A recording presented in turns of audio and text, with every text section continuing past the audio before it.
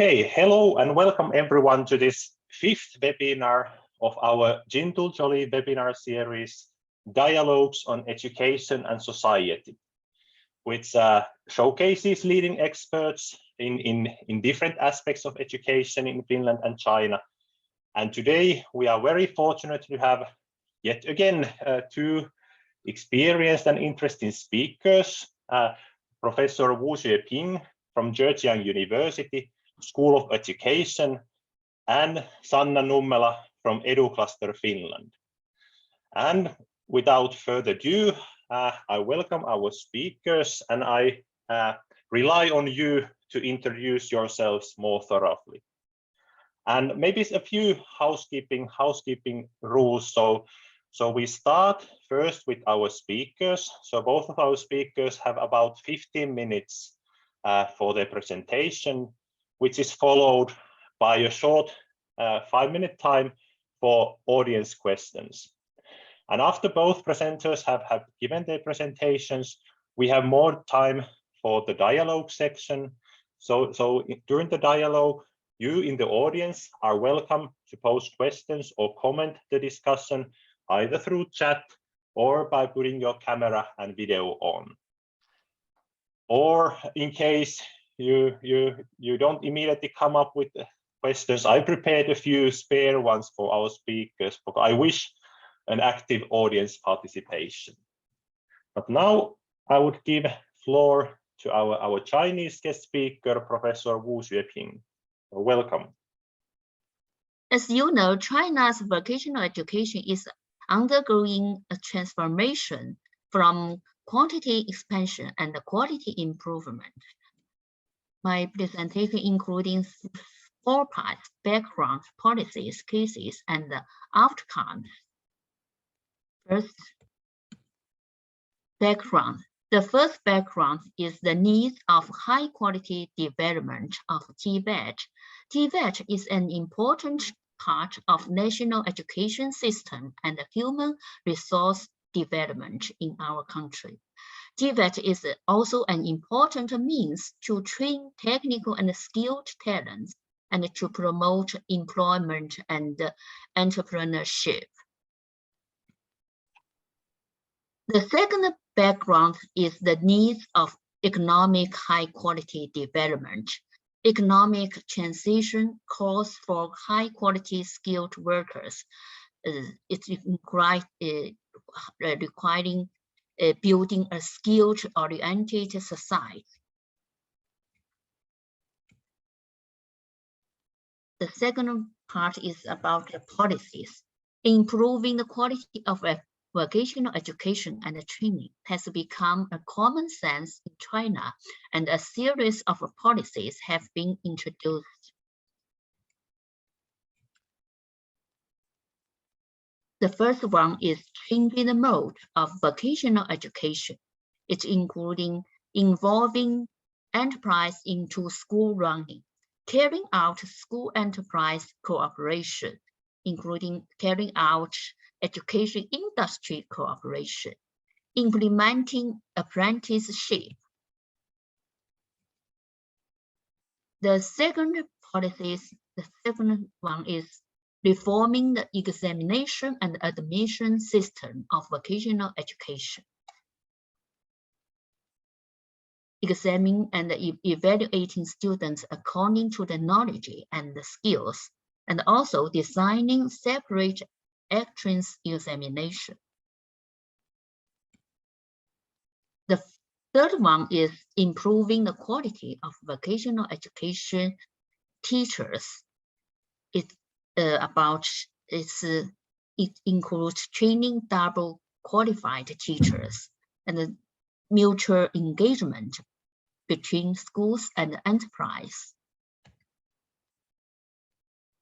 The fourth one is adjusting the specialty structure of vocational education, building a new specialty and adjust current ones to serve the economic transformation and upgrading.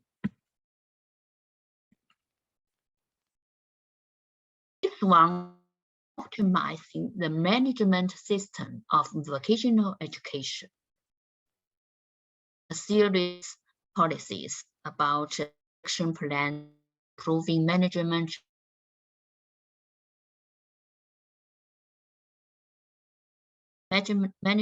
stance, completing, operating system innovated. The sixth one is strengthening the quality evaluation of vocational education. In China, annual quality report is published by every vocational school, and all reports include school conditions, student development, graduate employment, education reform and effect, government resumption, local community service. The seventh one is enhancing the quality assurance of vocational education. It's including expenditure guarantee, increasing the public expenditure, broadening the source of funds, enhancing the efficiency of fund usage. This including in resource support. We have established vocational education teaching resource library. It's shared by all vocational schools. And also the legal insurance, the revised vocational education law of the People's Republic of China. Yes. The revised vocational education law of the People's Republic of China has come into force since May 1st, 2022.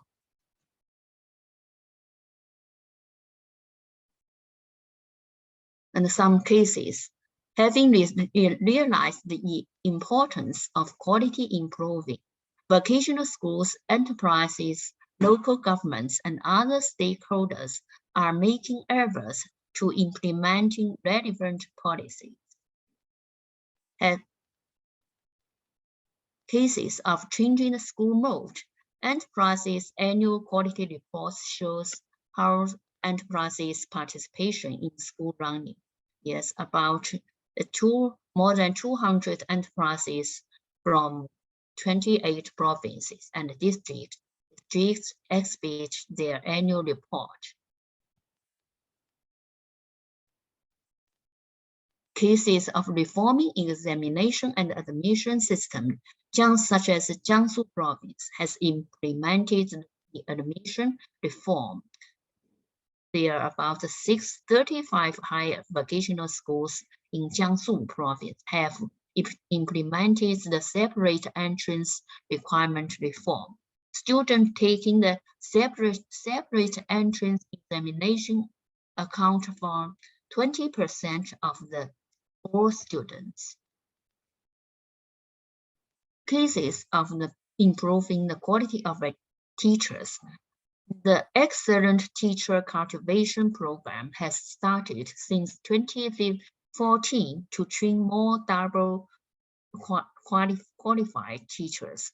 Programs focusing on teachers of secondary vocational education are held by technology colleges. These programs focus on the theory and practice of how to cultivate high qualified teachers in this background. Cases of adjusting the specialty structure. The Ministry of Education has issued some documents to normalize and assist vocational schools in adjusting the specialty structure. These are the documents. Cases of optimizing the management system, diagnosis and improvement institution established to improve teaching quality management. Based on school philosophy and educational objects, vocational schools are asked to find and solve problems by themselves. Specialty structure, teaching teams, curriculum system, teaching activities, management, institution, and school enterprise cooperation should be diagnosed by vocational schools.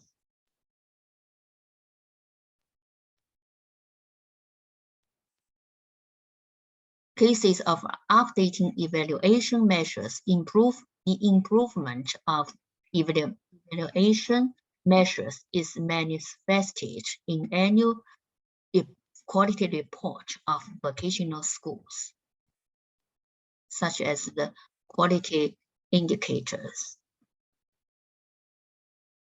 Cases of enhancing the quality assurance of vocational education, expenditure guarantee is necessary material basis for quality improving of vocational education and training. The total investment of the central government is increasing year by year. Secondary vocational schools have exempted tuition fee for all students. All tuition fee is provided by the government.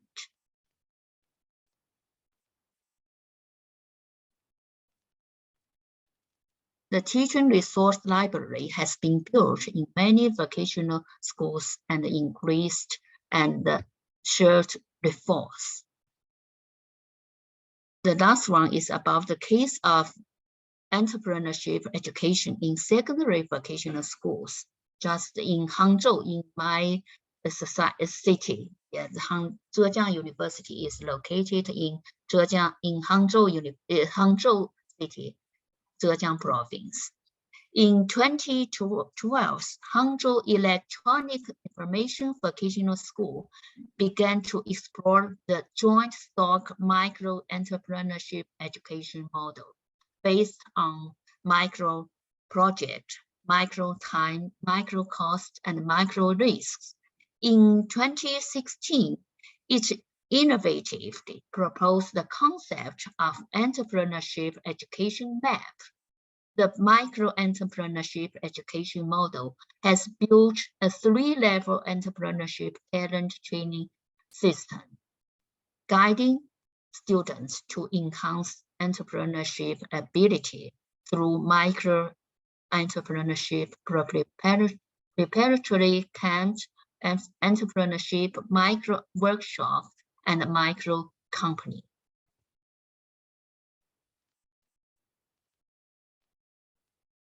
The platform cultivates the comprehensive competencies of entrepreneurship, avoid blindness of entrepreneurship, and fund an entrepreneurship path suitable for individuals. Some students have won the national gold medal in the National Youth Vocational Skills Competition, and some graduates have successfully started companies. So the fourth one of my presentation is outcomes. It mainly have 4 outcomes. The first one is about educational resources. Educational resources increasing the educational investment, building teaching resource library, developing school enterprise cooperation.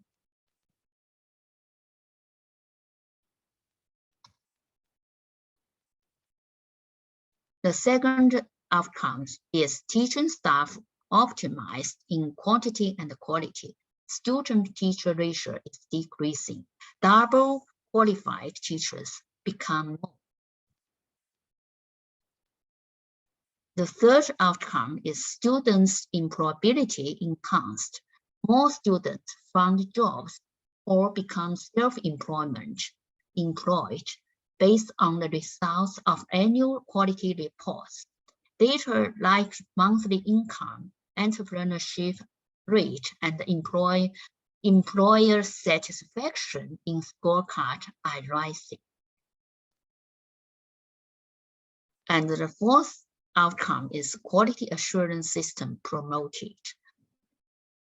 We have established the quality criteria system and have implemented the internal quality management measures and have completed the external quality management mechanisms.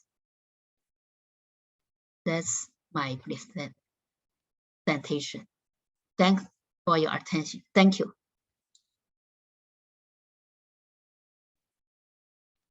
That's all for my presentation. Thank you. Thank you very much, Professor Wu. And I think now there could be time for one quick question from the audience.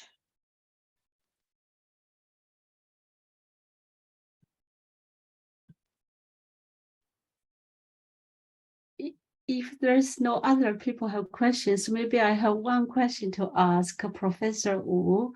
I listened to your presentation. Thank you very much. Excellent. You provide so much information I didn't know before. Thank you. And you mentioned a teaching resource library. Yeah. What does that mean? Thank you. That means 教学资源库, the resources for teachers. Yeah. Okay. Electronic teaching resources for electronic resources for teaching. 就是中文是教学资源库.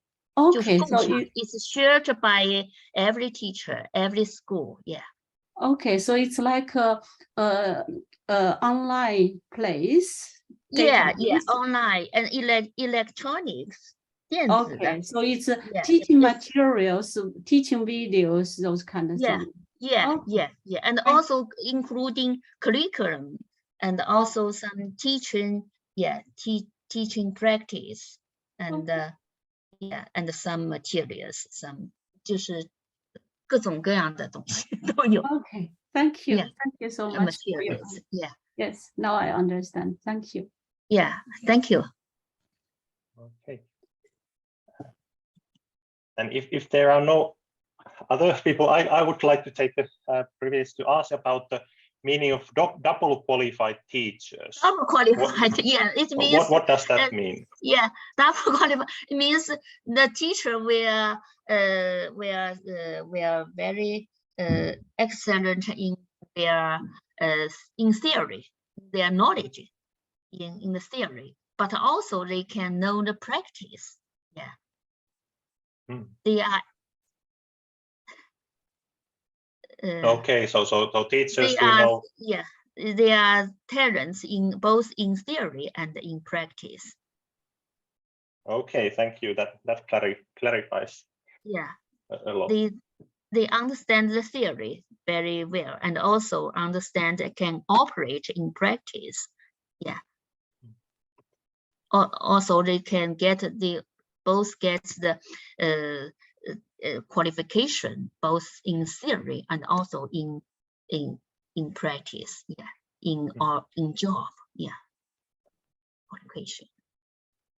Thank you. And I think now it's time to move to Sanna Nummela, and I think your presentations make a good pair, because I'm expecting that Sanna will give some practical examples of entrepreneurship education projects, perhaps in China and perhaps in the same regions in Eastern China where you are located. So now we move to Sanna's presentation, and after which we have some time for Sanna's question and then to the dialogue. But now, Sanna, you are welcome. Yeah. So I will start by sharing my screen.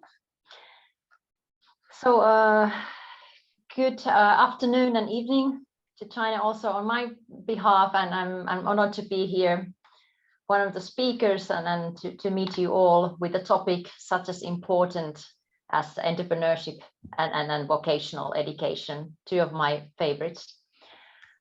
First of all, just shortly a little bit about my background. Just want to kind of explain why am I here today and why especially with these topics.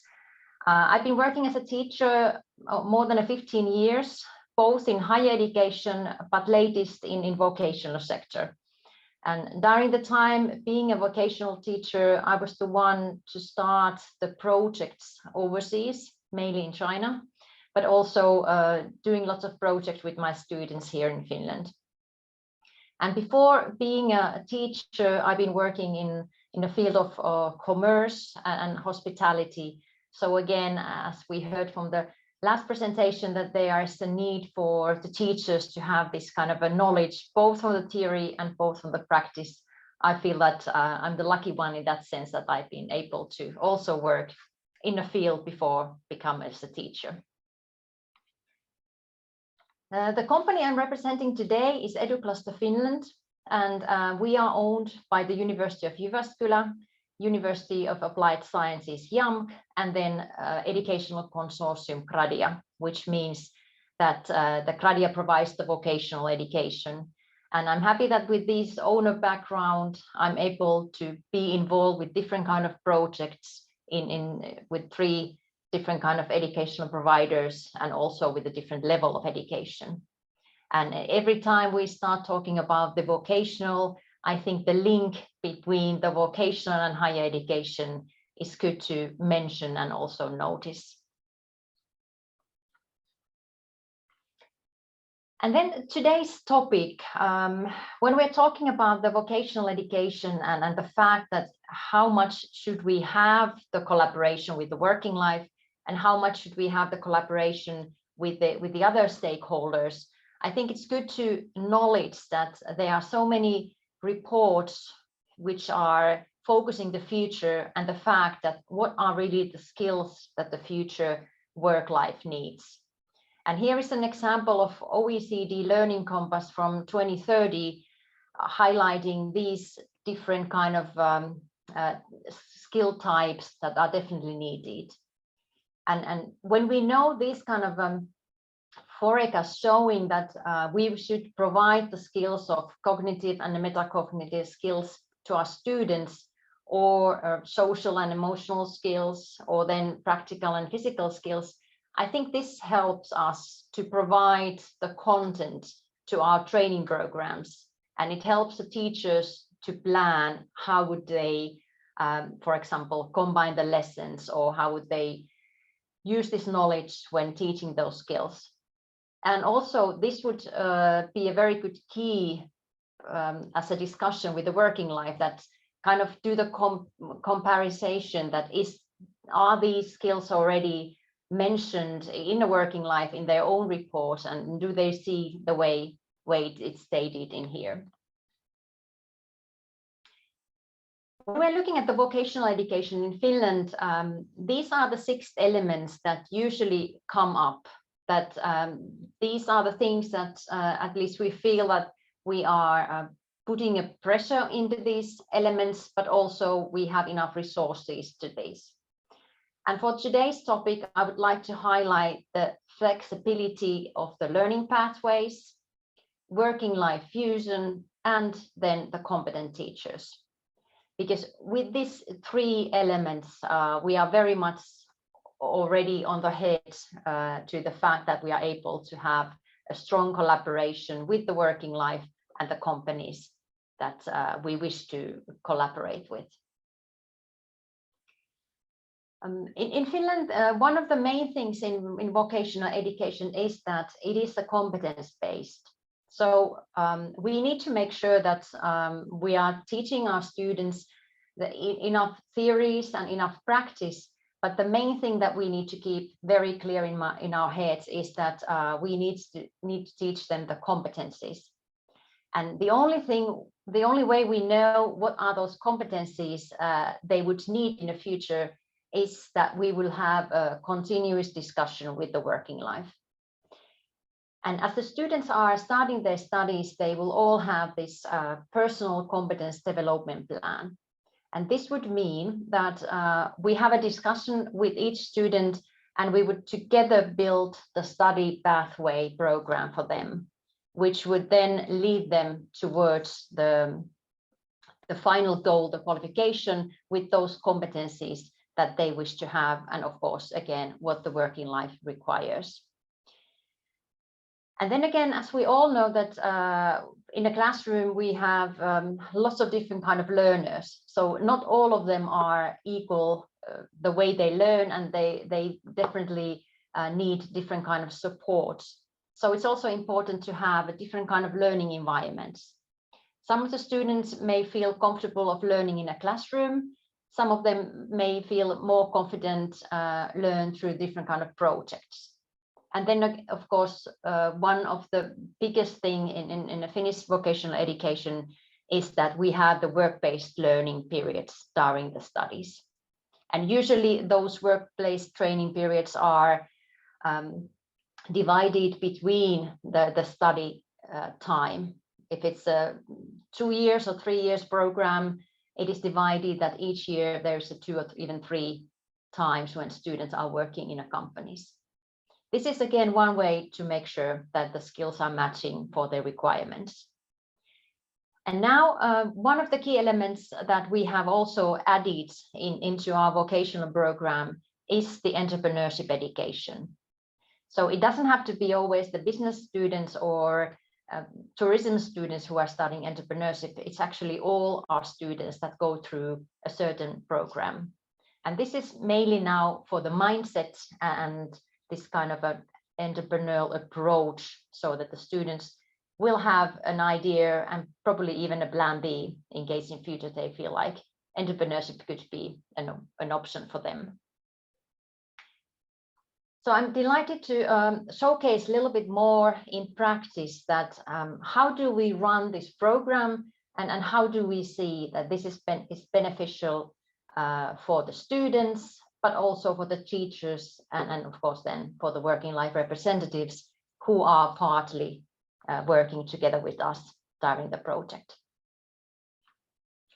If we first start with the aims, of course, when we talk about entrepreneurship in education and entrepreneurial mindset, we think it's good to have at least some elements related to business life. So the first of all, the students will take kind of first steps towards the business life, because they would get to know how to write the business plan and how to make the marketing materials and so on. So they will learn entrepreneurial thinking, they will learn how to solve the problems. Also, they will learn how to work as a team member, how to work in teams and work in pairs. Then they would have an idea how to create an event together with the colleagues. They will get familiar of creating a marketing materials and marketing plans, and also doing some marketing research. Again, there are many elements now related to the working life, and it's actually all up to the school and the students that how much the working life representatives are involved in these daily steps. And I think one of the most important things while running through the program is that we will showcase our students how to be innovative, how to learn to think by themselves and then sharing the ideas with one another. And at the same time, they will learn how to collaborate with the stakeholders. So not just with the students and teachers inside the school, but now, as I said, with the working life representatives. And this is the element that gives the students more confidence towards their studies, and of course towards the final qualification and then what is happening as they graduated. This is a training open up with the structure that what we do together with the students. So everything starts with the brainstorming, and now it could be 2 options. We could start with the students that they are creating their own company while using their own ideas, or we can take local companies to work together with us, and then the project comes from the company. For example, the local company can give us some products and ask that could we do some promotion for them, or can we help them to build this marketing campaign together with them. And then the training will go with the following steps, that the students will look more closely of the markets and customer evaluations. They would define the business idea. Once again, there need to be some critical thinking in there and working in teams. Then there's always the visual elements when the students are building the marketing materials and they are able to be creative. this is usually the part when they are most excited, because it's all up to them to be creative, doing the designs, the logos, and so on. But then again, when thinking about the skills of finance, mathematics, calculations, there is an important part when the students are doing the pricing. They are calculating the profit margins and all these important skills that they definitely will need in future. And then from the social point of view, like already mentioned in the OECD report, that the students are required to have the social skills. They will prepare the sales presentations, and also they will prepare these materials that they would showcase to the companies and the visitors who would then join to the event and the networking place, which they will also design themselves. And always in the end of these projects, the students will do the sum up. They will present their business ideas, they will present the marketing events and the sales event, and then the outcome. And of course, then they need to also be very honest with themselves that whether this project went well and they're happy with the outcome, or should they have done something different. So they will learn to reflect and also learn from one another. And I think one of the most important things that in the end, while they do the summary, they also learn to thank themselves. They learn how to thank their colleagues and see that even though there are many elements that could be done differently, this time they did well, and next time they can, of course, do better when there is another case coming. Now you may think this is very easy and handy to do in Finland, but I'm more than honored to showcase one of our examples that took place in Shanghai, in our partner school, Shanghai Commercial Accounting School, in 2017. We had 2 Finnish experts in a destination in school, and I was one of them, luckily, and very happy for that experience.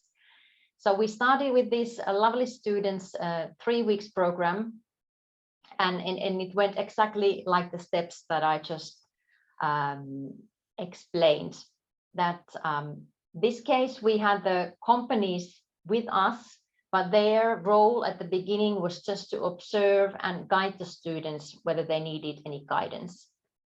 So we started with the 0 point that the students were starting the brainstorming. They were the ones who decided what kind of program they will have and what kind of business idea and which products they would like to sell.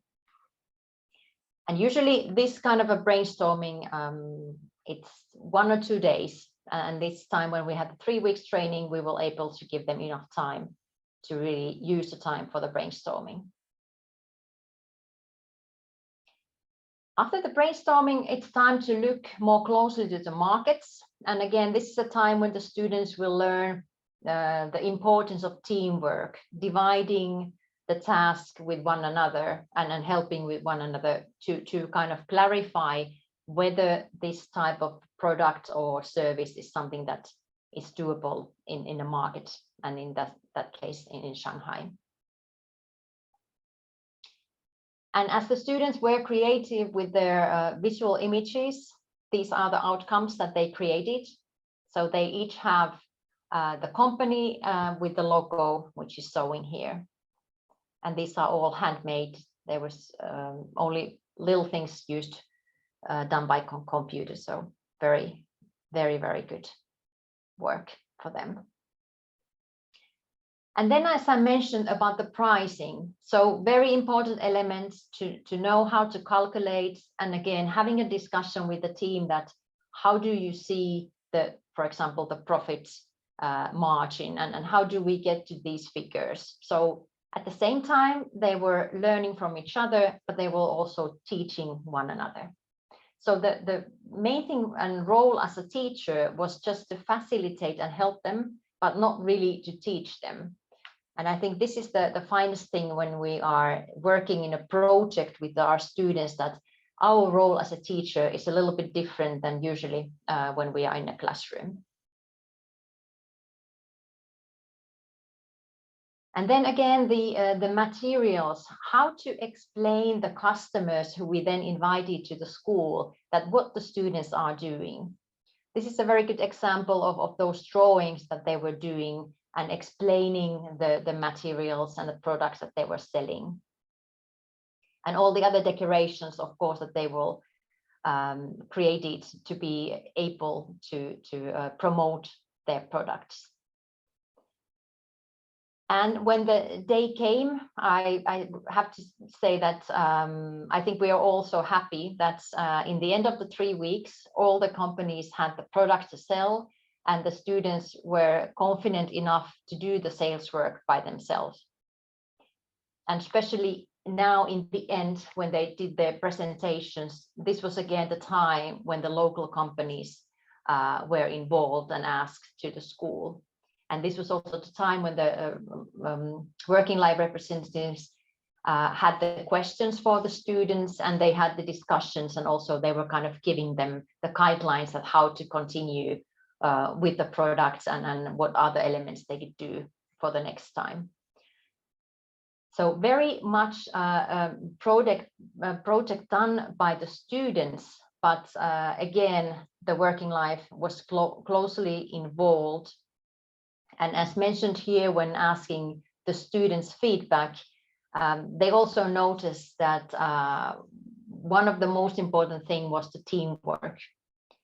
Learning from each other, working with one another is something that they highlighted in many of those questionnaires that we asked.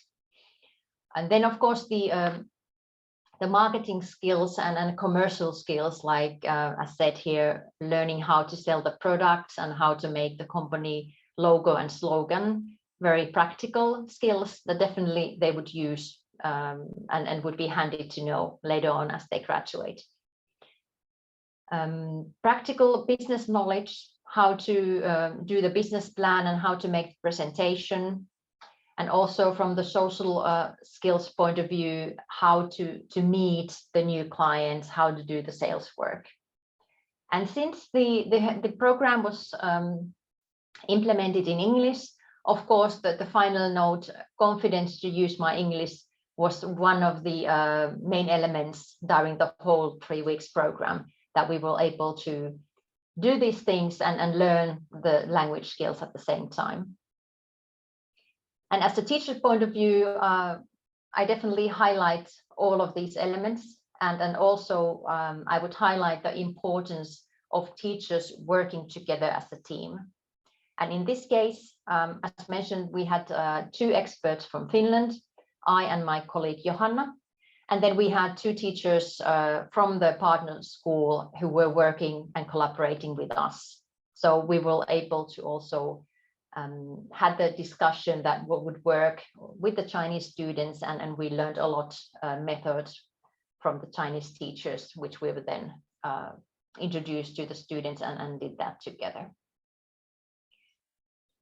So this was one example of how to kind of approach the working life. Not necessarily need their role doesn't necessarily need to be very big, but it can be bigger if the project is such that the working life is needed, and also if the teacher are deciding that this is the case where they see that the working life should be more involved. But I'm more than happy to ask all of your answer all of your questions and tell more about the exact content if you wish to clarify. And also, if there are any questions coming later on, you are more than welcome to find me through the email or through EduCluster page. I'm happy to answer all the questions.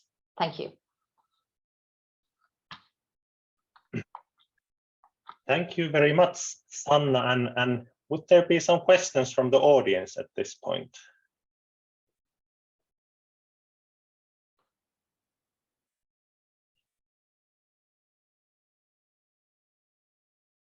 Well, I can ask one question.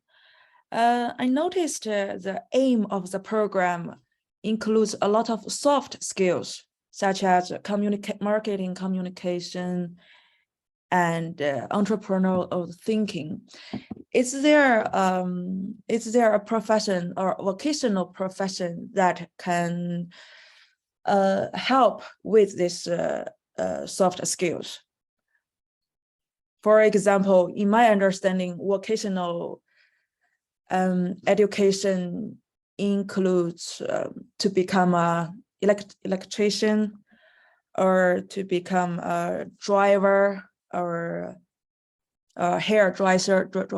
Is there a profession to help, like a practical thing, like more than just the soft skills? That's my question. Yes, thank you. A very, very good question. I think, first of all, if we're looking at the skills that we were able to provide during training, yes, definitely the soft skills, that was the highlights when we sort of planned the training at first place. But of course, also the mathematical skills related to the pricing and calculations, and then some logical thinking and all that.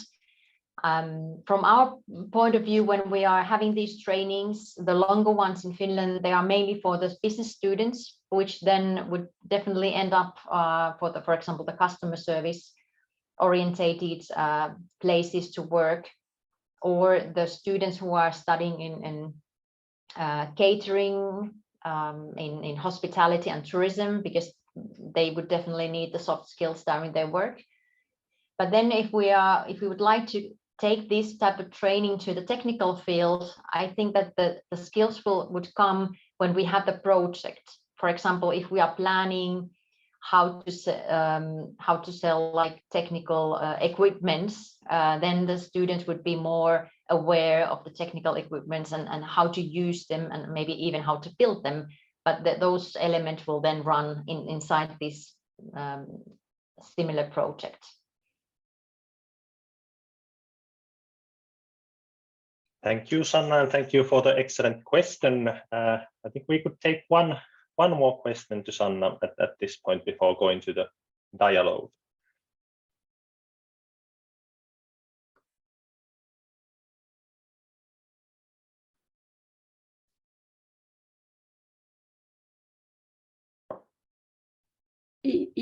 Hello, this is Jenny. If nobody else takes the question, I would like to use this opportunity to thank both speakers and thank so much to Sanna about this excellent presentation. I like very much you mentioned the teacher collaboration, also co-teaching part. Can you elaborate a little bit more in this case, how the teacher collaborate together? Well, of course, first of all, when I had a colleague of mine, so we Finnish teachers, we collaborated in a way that we kind of divided the areas that we have our own responsibility. But then we did a lot like co-teaching, that, for example, I could be the one having a half of the group, and I would coach them to do their marketing materials. And then my colleague Johanna would have another group, and she would coach them to do the pricing and calculations. And then with the Chinese teachers, we were doing so that like a pair teaching, that sometimes it might relate it, of course, to the translations, but mainly like sharing the ideas that, for example, how could we do this kind of a questionnaire in a local market, just to ask customers that is this the product that they would like to buy. So together with the Chinese teacher, we were able to do the questionnaire, the leaflet, and then we will go together with the students and help the students to do the questionnaire, the market questionnaire in a local market. And then with the bigger picture, I think before starting the program, we had a lot of discussions about how to divide the content. For example, now we have 3 weeks, that how many hours we can use in each topic. And of course, the local teachers knew better the knowledge of the students and the background, so they were able to help us. How can we, for example, how quick can we go further in each day? These very practical elements. But more and more in future, I would hope to see this kind of collaboration, that we will start the project together and then from the scratch and really plan it and have those two way of looking things and put them together. So I definitely highlight the teacher collaboration in all the cases that is possible. Thank you so much. Thank you for giving such detailed information, how teachers can also collaborate in their teaching. Thank you. You're welcome. Thank you, Sanna. And now I would invite Professor Wu, if you'd be able to put your video and microphone on again.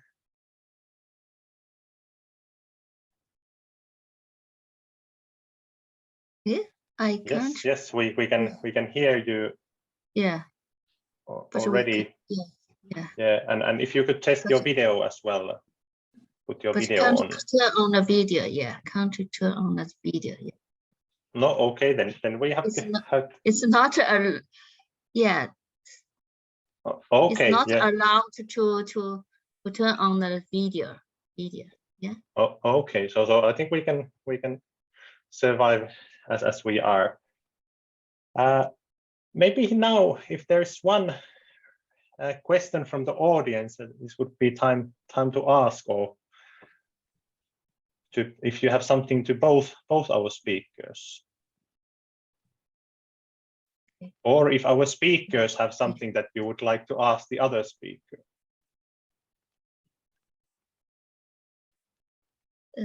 I'm very interested in about the entrepreneurship thinking. Yeah, how do you cultivate in the entrepreneurship thinking? Yes, thank you. Yeah. Thank you for the question. I think that is kind of the key, and that is something that I'm trying to rethink again and again, not to kind of but to be able to develop my own thinking at the same time. I would say that through these different projects, I have had the chance to help my students to realize that it comes while you're doing things.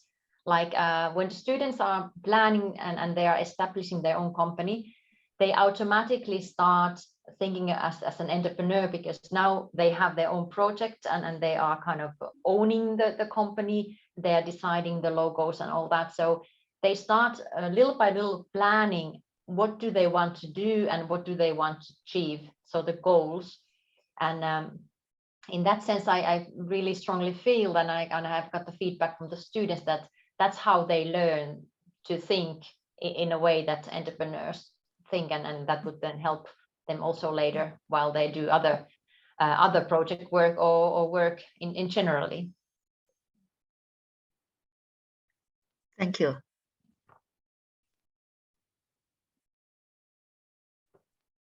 I would like one thing. I would like. Okay, is there Taina?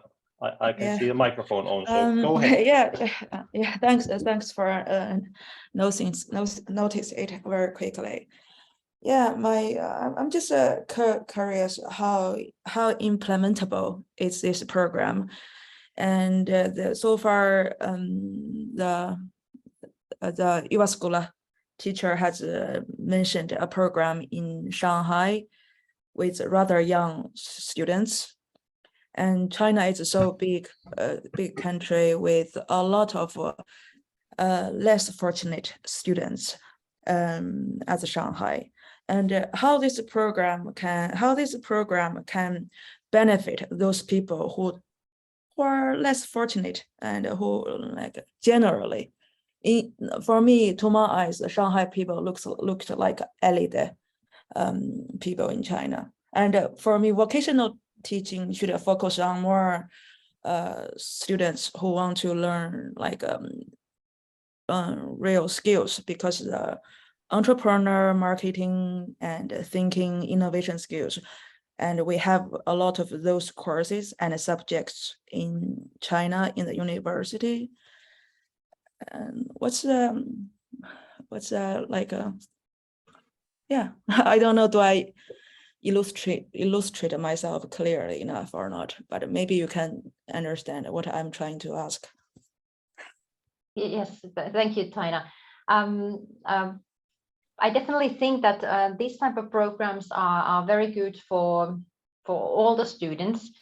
Again, we have run the programs with the vocational students, with the higher education students, with the high school students, and also with the like comprehensive school 9th and 8th graders. So the age variation from 14 to 29, and not much difference in our contents, maybe a little harder calculations for the higher education students, but I would think that each school can benefit this type of training, and each student can benefit in a way that they would then create their own mindset and be more creative again for their career choices. And as I totally agree with you, of course, the vocational school needs to focus on the skills related to the field that the students are studying, but to be able to get even more from that field, I think this type of soft skills and creative elements are very beneficial for all the students. How are you going to imply it in each school?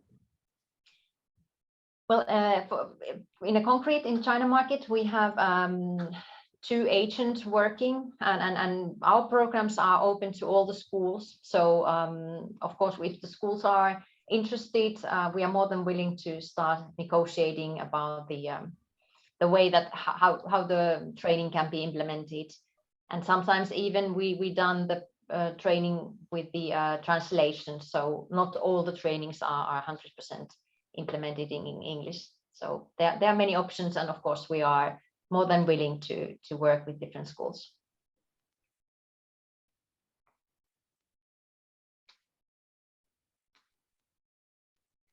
Okay, thank you, Taina, for your question. And actually, there's a question I would like to ask Professor Wu. So in your presentation, you gave a very comprehensive picture of the current status of secondary vocational education in China. But what would you see as the most important future trend in secondary vocational education in China? Or what would you like to see as a future trend? The future trend, yeah? You mean the future trend? Yes. Yes, in Chinese vocational. Yeah. I'd like to thank you for your question. Yes, in recent days, China has held a very important conference. It's called the World Vocational Education Development Conference, International Conference. That on this conference, the Ministry of Education published a white paper. It's very important. It's called the China's Vocational Education Development. Development. So I am confident that in the future, our vocational education, including higher vocational education and the secondary vocational education, will have a better future. Our government will pay more and more attention to the vocational education, including secondary vocational education. And secondary education, vocational education will be more recognized by the people, by the Chinese people, because its quality will be improved, and it will cultivate more and more talents, both excellent, both good in virtues and also in skills. I'm confident. Okay, thank you. And I think that's a good recommendation also to document that. Is it available online? Yeah, it's called white paper. It has published just the day 2 days ago. Okay, yes. I will send you this white paper. Important published by Ministry of Education. Okay, so that's so-called fresh from the oven if it's only 2 days old. So I have to have a look at it. Then maybe Sanna, I would like to challenge you a bit. I know that you are a big friend of entrepreneurship education and making vocational education work-life relevant. But how about, do you see any downsides, any negative aspects of making vocational education work-life relevant, or can it be too work-life relevant sometimes? You means work-life relevance, yeah? Yes. And is there any negative sides of having a very work-life relevant vocational education program? And this is especially for Sanna directed. Okay, yes. Thank you. Good question, because it would be easy to say that no, it can never be too much work-life related or collaboration. But I think at least in Finland, we are now facing the challenge that from the financial point of view, we are kind of we are lacking the resources in vocational institutions, schools, and then we have lots of work-based learning, which is of course good, but then we cannot put all the responsibility for our students' learning to the companies, because this might drive us to the situation that the companies are soon saying that they don't want to have any work-based trainees, and they don't want to take the responsibility of guiding and counseling, because that should be happening at school. So I think it's important to find the balance that we have the companies very close by us. They would help us do the curriculum work and help us doing the planning and all that. But then we need to have also that we do not put too much pressure for them to teach our students. That's something we have to do in our schools. So in that sense, I would say that when we find the balance, I think we can succeed even better than we have now. How about Professor Wu? Yeah. Can you imagine a situation where vocational education is too work-life relevant, like too much? Yes, of course. Yeah, in China, we pay more attention to the relevance of the work life. Yes, because in vocational school, most of the students, about 70% of the students, come from the rural areas. So their motivation and their interest of learning is not very ideal. So I think the most important ways is encourage them to study hard and to encourage to arrange the teaching according to their interest. So the most important ways is two things to motivate their learning motivations. One is authorities. Authorities is about that their learning is related to the work, to the world, and to the future work of their future work, their future life. Yes, this is one very important authorities. And the second one is the relevance. That means that we should let the student to know the values of the learning to their work, to their future life. Know the values, yes, and then they study very hard to, yeah. So according to this principle, we arrange a lot of programs, teaching programs, and reform some teaching method, teaching content, and also the curriculum, and also the teaching resources to strengthen the relevance of the education and their real life. Yeah, their life.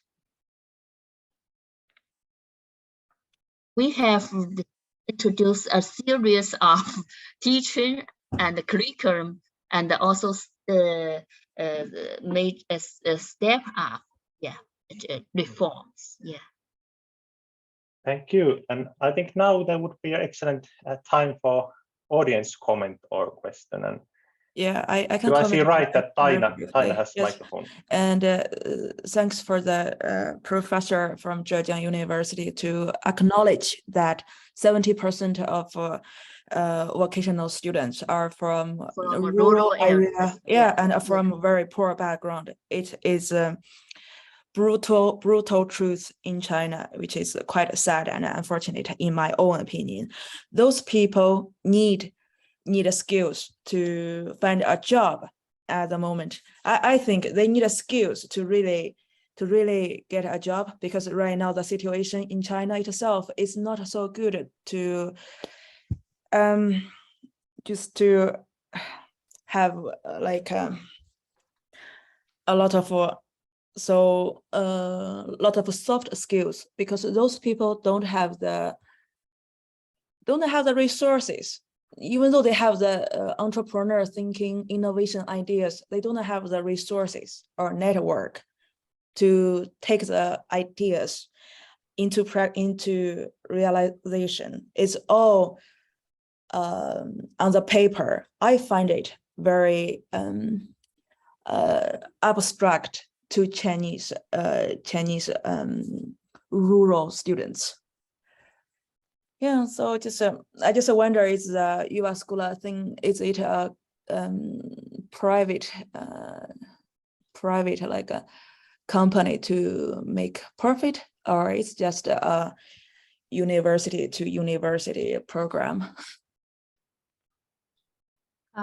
Yes, of course, in our University of Jyväskylä, we have entrepreneurship program itself, and in University of Applied Sciences, and also vocational school, which they have their own like sister school programs and other school collaboration. But the program I was presenting is the EduCluster Finland, which mean that these are collaboration with the certain schools, and they are like with different fields, as mentioned before. So these type of programs, I'm sure many schools and companies are having.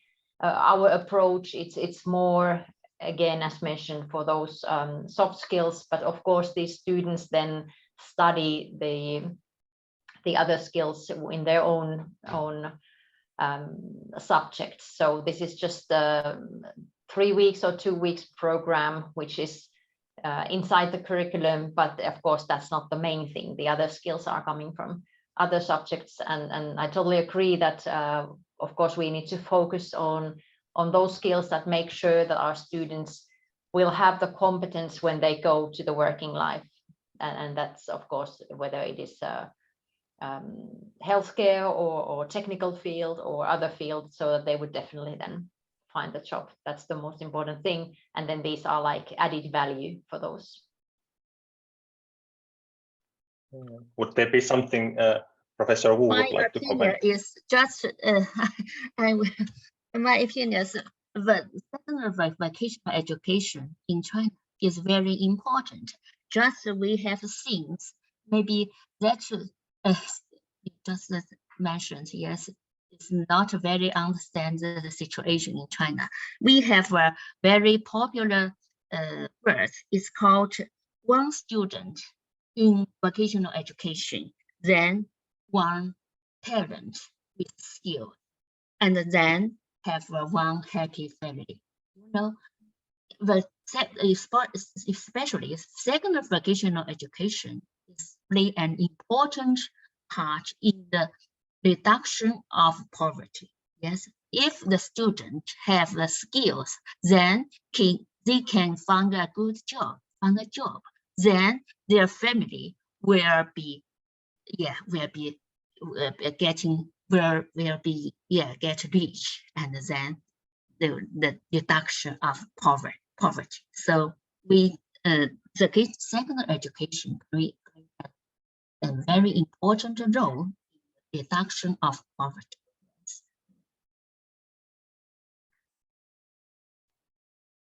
Thank you, Professor Wu. And I think we can now conclude with those words about the role of secondary vocational education in reducing poverty. And I think that it has served the same role also in the Finland during the Finnish history. So I think it's very much resonates with not only Finland but other countries. But now we have reached our time limit soon.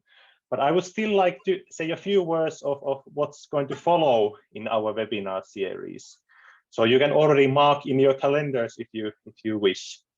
So our next and 6th webinar will be held on Tuesday, 13th of September at 1 o'clock Finland time, 6 o'clock in the evening Chinese time. And the topic of our next webinar will be models and organization of teacher professional development in Finland and China. And the speakers we are featuring are Professor Rao-Chong Mang from the Northeast Normal University, Professor Jari Lavonen from the University of Helsinki, and Dr. Tapio Lahtero from the University of Helsinki Teacher Training School. So keep eye on our information and sign up to the next webinar as well. Because I think we are going to have an interesting topic with excellent speakers ahead. But now I thank our speakers and especially our audience from the great questions and hoping to see you again in our webinars. Thank you very much. Thank you. Thank you. Okay. Thank you.